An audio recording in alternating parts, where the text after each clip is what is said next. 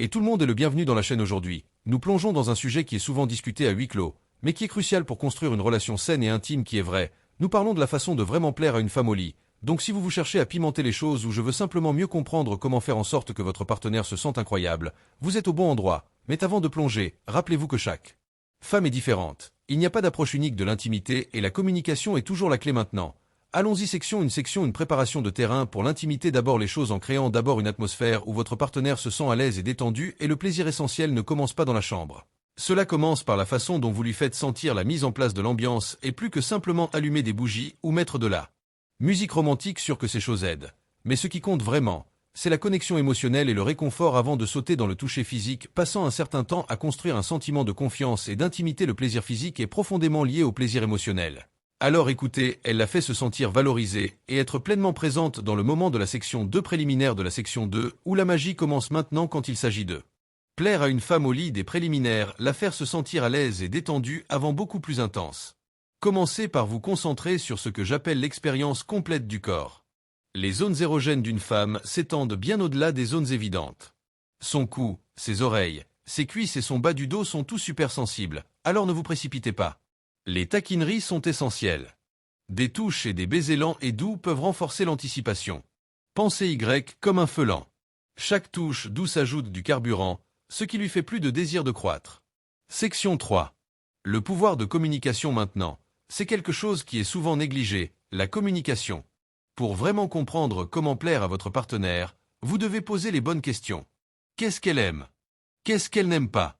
N'ayez pas peur de lui demander ce qui fait du bien et faites attention à la réaction de son corps. Les gémissements, les respirations et le langage corporel sont des indicateurs puissants. Encore plus important, assurez-vous de créer un espace où elle se sent en sécurité pour exprimer ses désirs. Si elle se sent jugée ou mal à l'aise, elle ne se détendra pas pleinement et le plaisir consiste à lâcher prise. Section 4. Comprendre ses points de plaisir dans certains des domaines spécifiques sur lesquels vous devez vous concentrer. Chaque femme est différente, mais généralement, il y a certaines zones de plaisir qui peuvent vraiment intensifier son expérience. Tout d'abord, parlons du clitoris. Ce petit paquet de terminaisons nerveuses est l'endroit le plus sensible du corps d'une femme. Cependant, il ne s'agit pas seulement de le toucher, il s'agit de la façon dont vous le touchez. Commencez lentement. Des traits légers, des mouvements circulaires et une pression cohérente fonctionnent mieux. Faites attention à la façon dont elle réagit et rappelez-vous, accumulez progressivement. Trop tôt peut être écrasant.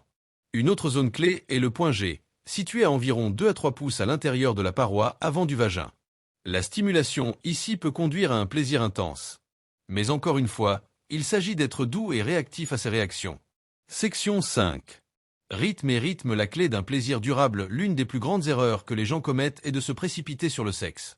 Le bon sexe concerne le rythme et la réactivité. Il n'y a pas de précipitation. Prenez votre temps pour vous développer, ralentir, puis reproduire. Les femmes ont souvent besoin de plus de temps pour atteindre l'orgasme que les hommes. Alors ne vous attendez pas à ce que les choses se produisent rapidement. Écoutez sa respiration, regardez ses mouvements et ajustez votre vitesse pour correspondre à ses réponses. Section 6. Aftercare et intimité émotionnelle. Les suites sont souvent négligées, mais elle est tout aussi importante que tout ce qui mène et pendant les relations sexuelles. Après une expérience intense, les émotions peuvent être renforcées et montrer les soins par la suite peuvent approfondir votre lien. Tenez-la prêt, parlez-lui, demandez-lui ce qu'elle ressent. Il ne s'agit pas seulement de satisfaction physique. Il s'agit aussi de la connexion émotionnelle.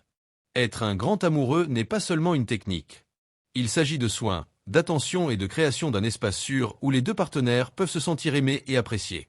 Clôture de la section récapitulée et des pensées finales. Donc, pour tout conclure, concentrez-vous sur la construction de la confiance en explorant tout son corps pendant les préliminaires. Communiquez ouvertement et prenez votre temps. Chaque femme est unique. Soyez donc toujours attentif et réactif à ce qu'elle aime. N'oubliez pas que le grand sexe n'est pas seulement une question de plaisir physique. Il s'agit de connexion, de soins et de compréhension émotionnelle. Lorsque les deux partenaires se sentent valorisés et respectés, c'est à ce moment que la magie se produit. Si vous avez apprécié cette vidéo, n'oubliez pas de lui donner un coup de pouce et de vous abonner à un contenu plus intime et éducatif. Jusqu'à la prochaine fois, restez passionnés et continuez à couler la communication.